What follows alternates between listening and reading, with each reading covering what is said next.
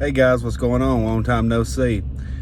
I wanted to make a video here talking about a certain subject and see what you guys think about it. I'm going to explain a few things and go over some stuff and see what y'all think.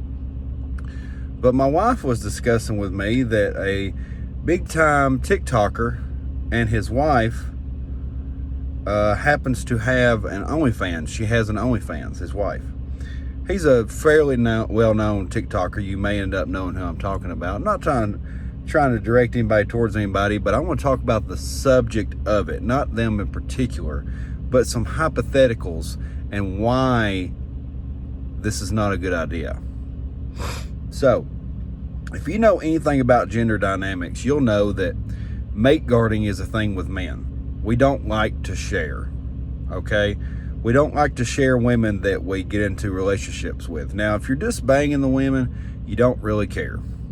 But if you get in a long-term relationship, she is your woman, all right?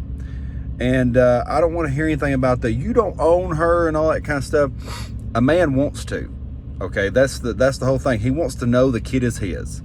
Because ultimately, mate guarding is because you want to know the paternity of the kid.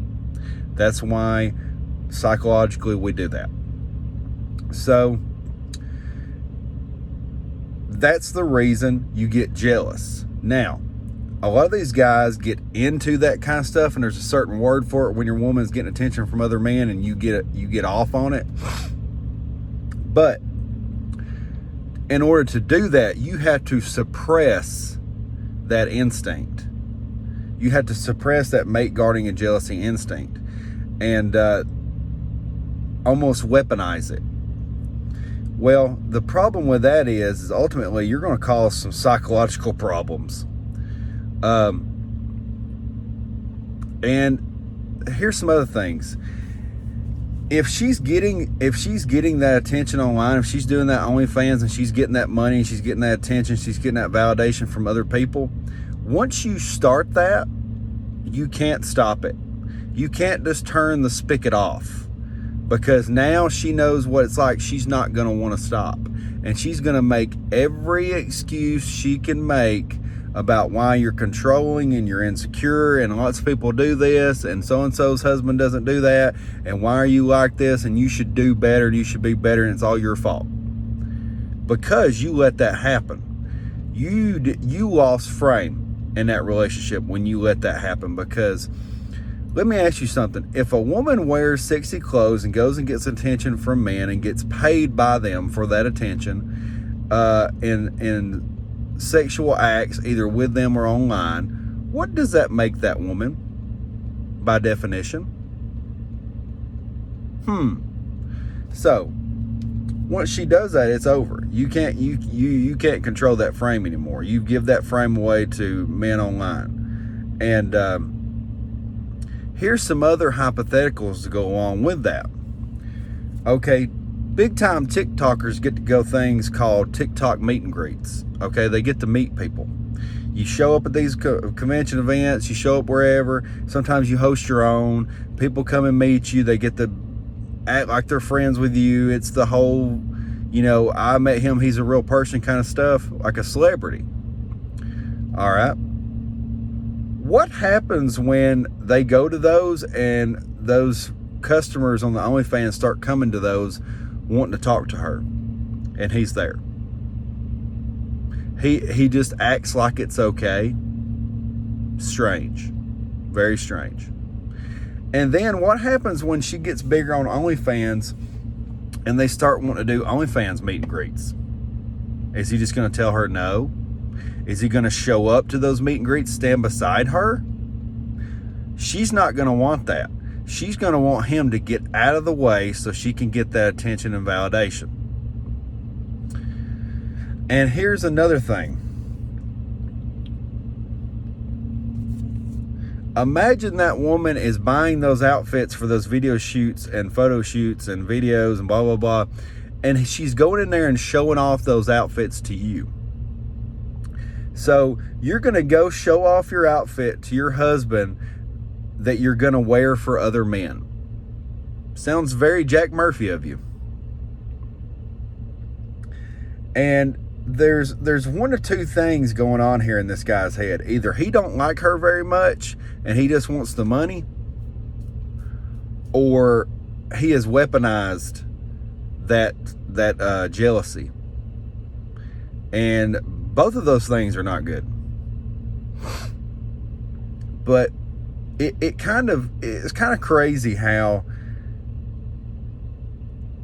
open hypergamy has just gotten this out of hand. It's not going to turn off. You can't turn the spigot off once you turn it on, those kind of things. So let's say that people start offering money to meet her, okay? And these guys are messaging her all kinds of things on her OnlyFans, wanting her to send them private videos, private messages, have conversations with them online on OnlyFans in that nature, in that realm, in that scenario. And you're just okay with it? And then when they're offering, what happens when they're offering money? What happens when they offer $10,000 to meet her? You just gonna say no? What's she going to do? Is she going to throw a fit and do it anyway? You have no control in that relationship anymore when that happens. When they start the OnlyFans and then they have that open hypergamy and they're able to just, show their butthole online and do whatever they want to do, she's not your wife anymore. She is a woman that lives with you. So, I don't know, man. People can do what they want to do, but the fact that you're having to suppress your own mating strategy for her is the beginning of an end of a lot of relationships. Because for one, it's either going to escalate or the relationship is going to stop. So if it escalates, let's say they start, having an open relationship like Steph Curry's wife wants, and like Jada Pinkett Smith has now. You saw how she changed, and you see how Steph Curry, his wife, wants to do that kind of thing because she's not getting attention anymore, and he's always got attention because he's Steph Curry. And same thing with this big time TikToker. He gets really big, he changes his whole look, he starts getting more attention, he starts getting that money coming in. She's got her TikTok, she starts making money, she wants to be him. So how do I make that easy money? Well, I just get naked. And then he says, sure, babe, it's fine. We'll get all that money and everything. We'll get all that clout from it. It's just very strange to me. Like, I don't understand it at all. But tell me what you guys think in the comments about it. Tell me if you think it's good, if you think it's bad, why not? Because ultimately, I'm open to everybody's opinion and everything. I don't have to agree with it. But I want to tell you the science and psychology behind it. And why you get jealous and why it's okay to get jealous, because it's your natural mating strategy. You want to know the kid is yours. And when they start doing stuff like this, you start to question paternity. And like Rollo Tomasi was saying, it's not so much that you care about, like a girl will say, when you're running around with another woman, the girl will say, well, do you love her? Because she's afraid to lose that security from you and that provisioning. What a guy will do is say, where'd you bang him? Was it in our bedroom? Was it in the living room? Because he wants to know the kid is his. He's territorial over her. He's protective over her. So that's why he reacts differently than she does. She wants to know if you got emotional connection with this chick. He wants to know where you banged him.